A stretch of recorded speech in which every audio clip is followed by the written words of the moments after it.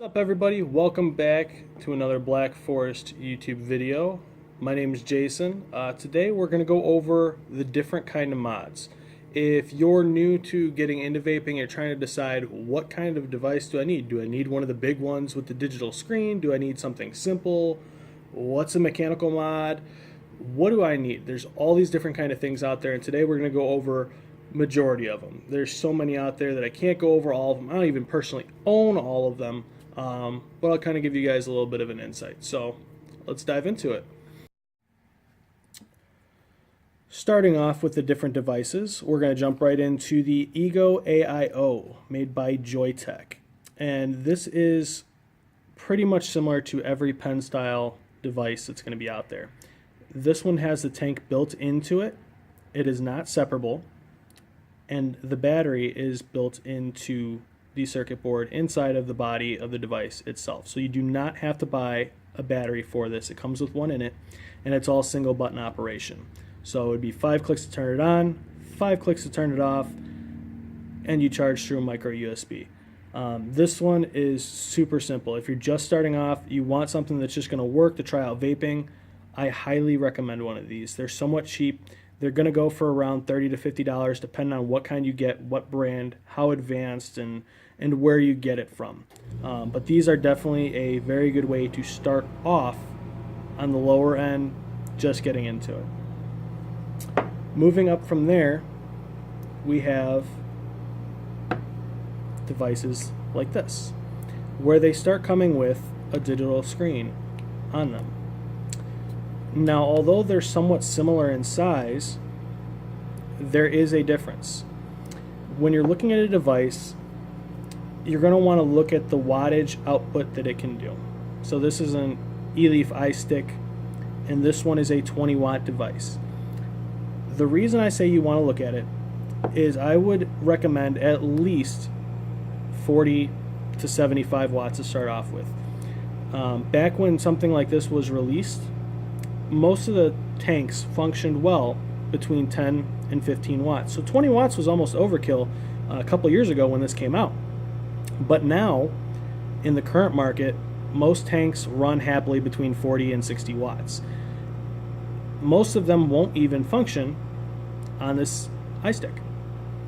So when you're looking at it, you're going to see these go really cheap online, the Eleaf Ice Sticks. The 20 watt devices, 15 watt devices, they're going to be really, really cheap, and it's going to be hard to not want to get one because they're so cheap. It's got the digital screen that tells you, the numbers and the battery life. But I would stay away from anything that is probably under 40 or 50 watt max, just because these are not going to function with the current day's tanks. So when you go into your local brick and mortar store, or you're looking for that new tank that comes out and you're buying coils, you're going to be disappointed if you order one of these and it doesn't function on it. So just to kind of throw this in here, this was, back in the day, a step up because you could adjust it. But now it is not really capable of keeping up with today's wants and needs. But again, built-in battery, micro USB, and this one does have the adjustments. With the adjustments, we're going to go over on this one. It's got a little bit bigger of a screen. And this one will go up to 80 watts, even though it is smaller than that last one that I showed you. This is an 80 watt capable device. It's the RX Mini. It does have the built-in battery. This one, going up to 80 watts, will tell you your battery life up in the corner. It'll tell you your wattage. You can physically adjust it back and forth with the buttons on the bottom, and it will also tell you your amps and resistance of the coil. The benefit of having one of these over the Ego AIO is that when you push the button on this one, you're going to get a consistent vape. But if you're not happy with it, or you ever want more, or you want less, there's virtually nothing you can do with it. It's set. The computer chip has already said this is what this device is going to put out when you hit this button, and that's all you get. So I hope you're happy with it. Which most of the time it's great. But when you start off, maybe it's too strong for you and you want to lower it down a little bit, or you want to raise it up after you get used to it.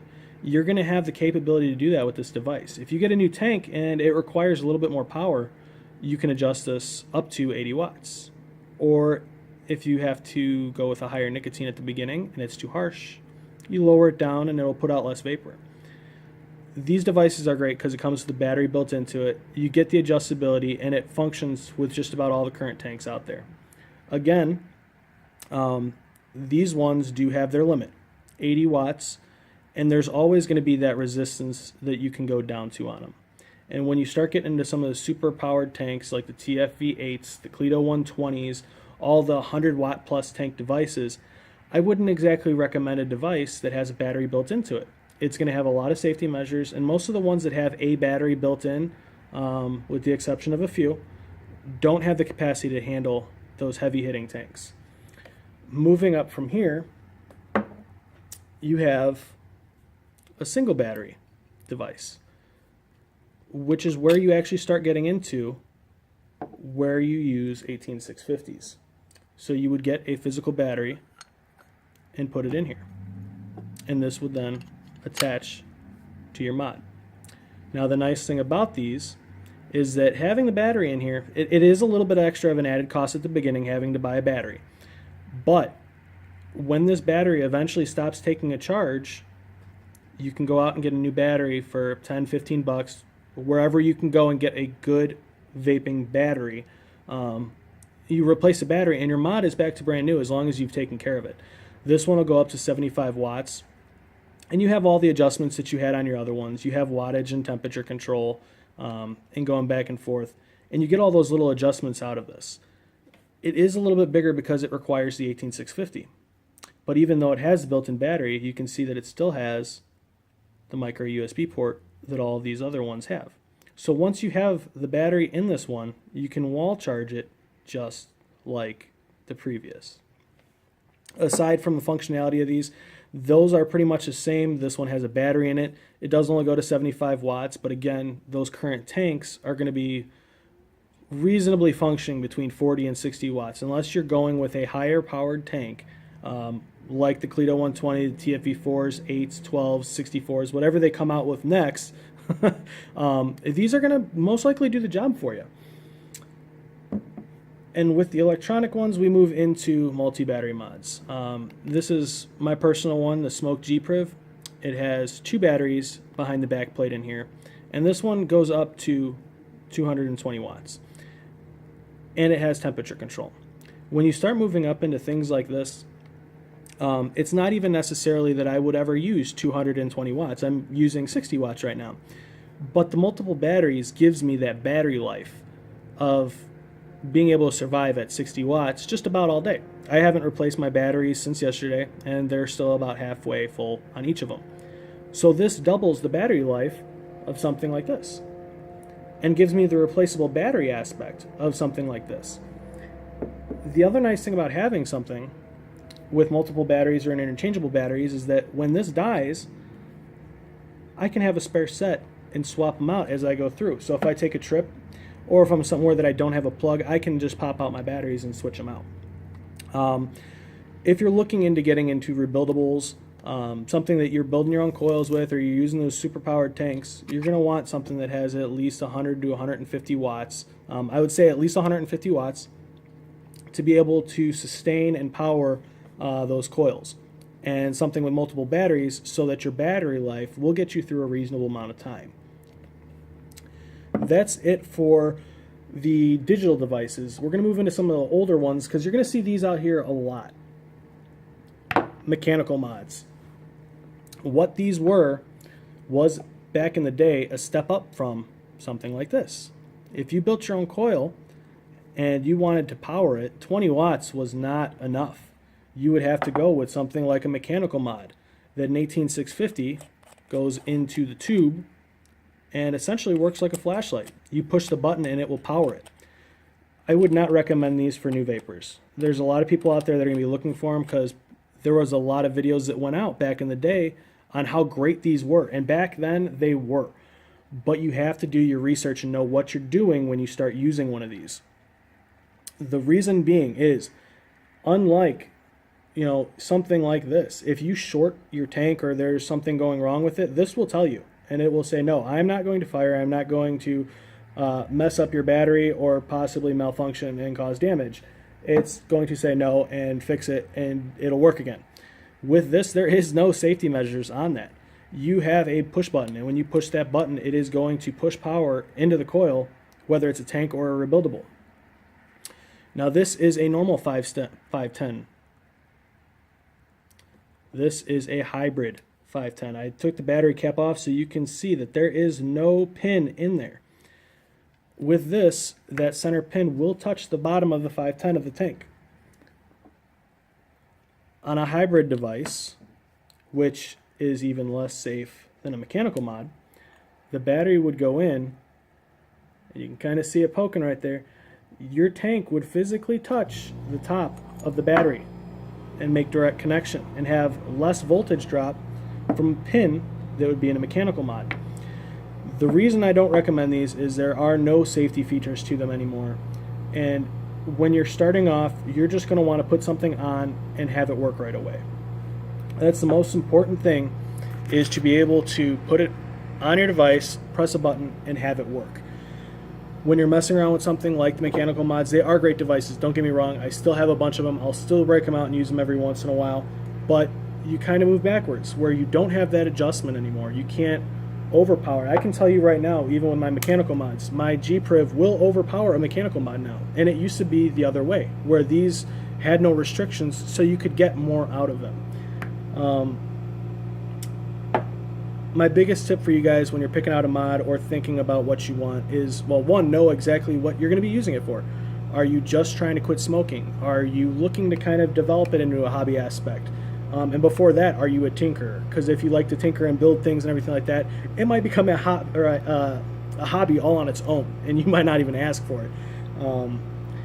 But those are all kind of things that play into what kind of device do I want.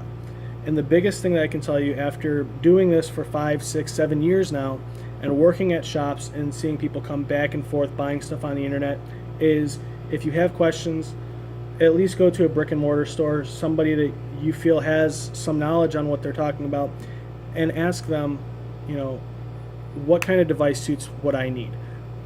And then don't underpay for something just to have it. There are a lot of devices out there, you know, this one specifically. This is going to be a perfect example. You can go online and probably buy one of these Eleaf Ice Sticks for 15, 20 bucks, maybe even cheaper than that now. I think they were like 25, 30 bucks brand new. And these are probably, I've had this one for at least 2 or 3 years. They're not going to work right when you get them that cheap. There are clone companies out there who are making the same exact thing, you know, looking like the real company, and they don't function right.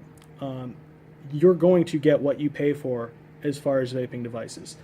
If you pay, you know, $60, you know, for something like this, $50, $60, $70 for something like this, you're going to get a decent device. If you're paying 10, 20 bucks to this and I hand you both of them, you're going to physically feel a difference before you even use it. So don't sell yourself short on wanting to just get something cheap, because you're going to run into that thing where you spent money and it's not going to work for you the way that you want it to. And that's really important, is to be able to enjoy what you just bought and have it work for you every time.